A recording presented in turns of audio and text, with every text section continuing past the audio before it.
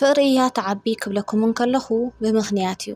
ማለት ጎይታ እግዚኣብሔር ኣምላኽ ኣብ ቀራንዮ ጎለንጎታ ብህይወት ክነግሮ ንቓላትካ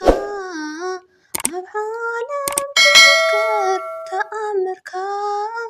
ጸጋኻ ብዝሕል ሰላም ሰላም ከመይ ኣለኹም ክቡራት ኣሕዋተይ ድሓን ዲኹም ከምዚ ኣነ ሰላም ዘለኽዎ ሰላም ክትህልውለይ ናይ ኩሉ ግዜ ትምኒተ እዩ ከመይ እኒኹምለይ ድሓን ዲኹም ሽምበኣር ሎማዓንቲ ሕዘር ዝበለት ቪድዮ ሒዘልኩም መፅኣ ኣለኹ ላይክ ሸር ሳብስክራይብ እናገበርኩም ክትፀንሑ ቤተሰብ ክትኮኑ በዚ ኣጋጣሚ ይዕድም ክቡራት ኣሕዋተይ ናብዛ ሓፃር ቪድዮ ከብለኩም እየ ናብዛ ሓፃር ቪድዮ ከብለኩም እየ ጀሚረ ክሳብ ዝፍፅም ምሳይ ክትፀንሑ ብትሕትና የላቦ ናይ ሎማዓንቲ ቪድዮና እንታይ ዝብል ንዝብል እምነት ዶ ይዓቢ ፍቅሪ ዝብል እየ ሒዘ መፅአ ዘለኹ ሓራይ እምነት ዶ ይዓቢ ፍቅሪ ንዝብል ኣሕፅር ኣቢለ ክገልፀልኩም እየ ከም ፍቓድ ይኹን ክቡራት ኣሕዋተይ ብዝበለፀ እንኳን ኣብዝሓ ኣብ ኣቦታት ኣብ መምሃራን ብዙሕ ተማሂርናዮ ኢና ስለዚ ተማሂርናዮ ስለ ዝኾና ካባይ በቲ ናተይ ንእሽተን ሓሳብ እየ ክበኩም ንኣምበር ብዝበለፀ ካብ ኣቦታት ክትንመሃር ኢና ተምሃርዎ ድማ ክብለኩም ይፈቲ ስለዚ እምነት ዶ ይዓቢ ፍቅሪ ንዝብል እምነት እንታይ እያ እምነትስ እንታይ እያ እስኪ ኣብዚኣ ክትነግሩኒ እምነት ማለት ኣመነ ካብ ዝብል ኮይኑ ግን እዩ እምነት ብኩሉ ተኣሚንካ እትነብር ዘይርአ ከም ዝርአ ዘይፍለጥ ከም ዝፍለጥ ዘየለ ከም ዘሎ ተረዲእኻን ኣሚንካን እትነብረሉ ሓደ ሱታ እዩ እምነት ይበሃል ብናተይ ማለት እዩ ስለዚ እምነት ብዙሕ ነገር ዘይድህሰስ ኣሎ እንተይልካ ሓደ ሰብ ከም ዘሎ ኣሚንካ ተረዲእኻ ትነብሮ እዩ ፍቅሪ ኸ እንታይ እዩ ንዝብል እስኪ ንእሽተይ እናበኣ ከብለኩም እየ ምሳይ ፅንሑ ፍቅሪ ኸ እንታይ እዩ ፍቅሪ ብዛዕባ ፍቅሪ ንእሽተይ ኢና ትንክፍ ከነብል ብዛዕባ ፍቅሪ እንታይ ዝብል ክንርኢ ይመስለኩም ቀዳማይ ቆሮንቶስ ምዕራፍ 13 ፍቅዲ 13 ዘላ እታ ናይ መእሰሪት ኣንቀጽ እያ ግን ከዓ ምዕራፍ 13 ንእሽተን ካብታ ውሽጢ ትንክፍ ከብልልኩም እየ በስመ ስላሴ በስመ አብ ወወልድ ወመንፈስ ቅዱስ አሐዱ አምላክ ኣሜን ብዛዕባ ፍቅሪ ብቋንቋታትን ሰብን መላእኽትን እንተዝዛረብ ፍቅሪ ካብ ዘይህልወንስ ከም ዘድሂ ኣስራዝ ወይ ጭልጭል ከም ዝብል ፀናፅል ምኾንኩ ትንቢት እንተዝህልወኒ ኩሉ ምስጢራት ኩሉ ፍልጠት እንተዝፈልጥ ኣኽራን ክሳዕ ዝግዕዝ ከዓ ኩሉ እምነት እንተዝህልወኒ ፍቅሪ ካብ ዘይትህልወኒ ከንቱ ምኾንኩ ነይረ ኩሉ ገንዘብ ከዓ ንድኻታት እንተዝዕድል ስጋይ እውን ንምንዳድ ኣሕሊፈ እንተዝህብ ፍቅሪ ካብ ዘይትህልወኒ ሓንቲ እኳ ኣይጠቕመንን እዩ ፍቅሪ ዓቃል እያ እወ ፍቅሪ ለዋህ እያ ፍቅሪ ኣይትቐንዕን ፍቅሪ ኣይትጀሃርን ኣይትንፍሕን ድማ ኣይተስተሓፍርን ዘይናታ ኣይትደልን ኣይተማርርን ኣይትቕየምን እያ ብሓቂ ትሕጎስ እምበር ብዓመፃ ባህ ኣየብላን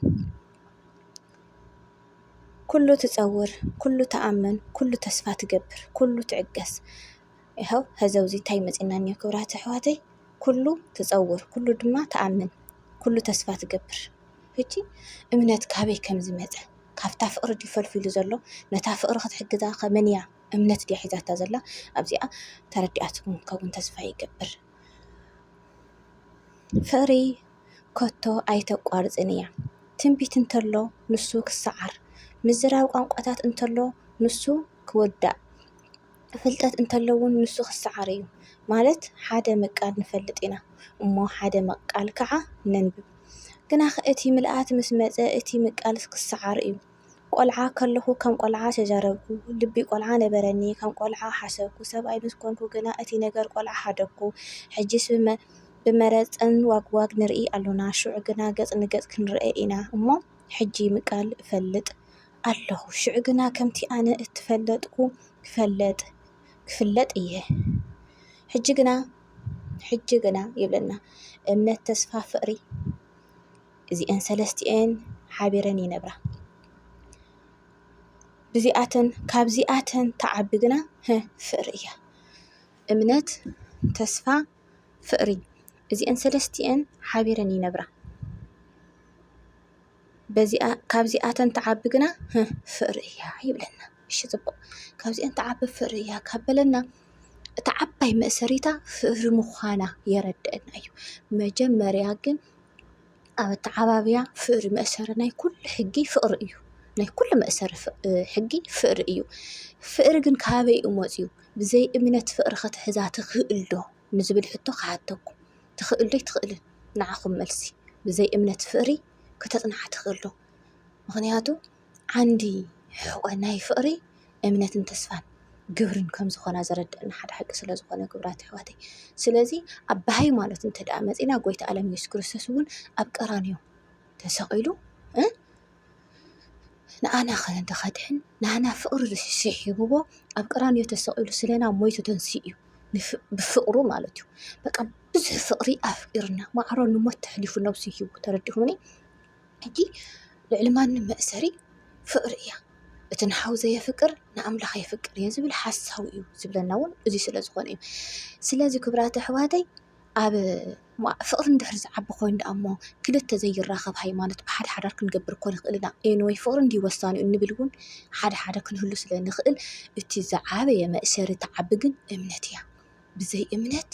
ኣምላኽ ኣሎ ኢልና ክንኣምን ኣይንኽእልን ብዘይ እምነት ዝኾነ ቦታ ክንበፅሖ ኣይንኽእልን ብዘይ እምነት ዝኾነ ነገር ክንሰርሖን ክንድስሶን ኣይንኽእልን እቶም ዘይረኣዩ ዝኣምኑ ብፅዓን ዝብለና እውን ብእምነት ስለንኣምን ኢና ክብለኩም ይፈቲ ክብራት ኣሕዋተይ እና እዚ ናብ ክልተ ሃይማኖት ፍቅሪ እንዲ ዝውስኖ ዝብል ረኣያ ንኸይህልወና ንጠንቀቕ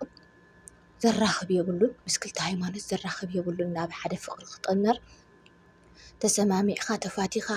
ተኸባቢርካ ከመይ ውዒልካ ከመይ ሓደርካ ደኣ ክትበሃል ኣለካ እምበር ናብ ፍቅራዊ ሂወት ክትምስርት ክልተ ዘይራኸብ ሃይማኖት ዘይጋነ እዩ እና እምነት ዝዓበይ ክብለኩም ይፈቲ በቲ ሃይማኖት እንተመፂና ከዓ ጎይታ ኢየሱስ ክርስቶስ ጎይታ ዓለም ኢየሱስ ክርስቶስ ማዕረ ክንደይ ከም ዘፍቀረና እውን ብፍቅሩ ገሊፁ እውን ኣብ ቀራንዮ ተሰቂሉልና እዩ እና ክብራት ኣሕዋተይ ካብቲ ብዙሕ ብውሕድ ማለት እዩ ዝዓበየት እምነት ኮይና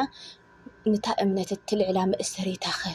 ብዘይ እምነት ፍቅሪ የላን ብዘይ ፍቅሪ ከዓ እምነት የላን ምክንያቱ እምነት ተስፋ ግብሪ ዘይረአ ከም ዝረአ ዘየለ ከም ዘሎ ዘይዳሃሰስካዮ ከም ዝዳሃሰስካዮ ዘይረኸብካዮ ከም ትረኽቦ ተስፋ ትገብር እምነት እውን ትሕድር ድሕሪኡ እንታይ ትኾን ፍቅሪ እኒሃ ምሳኻ ብፍቅሪ ክትገብሮ ትኽእል ኢኻ ነቲ ዘይትድህስሶ ዘይትረኽቦ ነገር እምነት እንተደሓሊካ ፍቅሪ ኣባኻ ከም ዘሎ ዘረድእ ሓደ ሓቂ እዩ ንኣታተን እንተነቢርካየን ፍቅሪ ከዓ መእሰሪት ሕጊ ኩሉ እያ ፍቅሪ ሲ መእሰሪት ናይ ኩሉ ሕጊ እያ ግን እዚ ናብ ከትዓንትዎ ክብለኩም ፅናሕኩም ንእሽተን ናብ ከይትሸርፈና ማለት ኢና እምነት ተዓቢ ክብለኩም ይፈቲ ክብራት ኣሕዋተይ ብናተይ እየ ዝዛረብ ዘለኹ ሕቶ ክህልወኩም እውን ይኽእል እዩ ስለዝነበረና ፃንሒት ብጣዕሚ ኢና ንመስግን ብካሊእ ቪድዮ ክስካብ ንራኸብ ሰናይ ቅንያት ብሂወት ክነብሮ ንቓላትካ ኣብ ዓለም ክዝከር ተኣምርካ ጸጋኻ ብዝሕል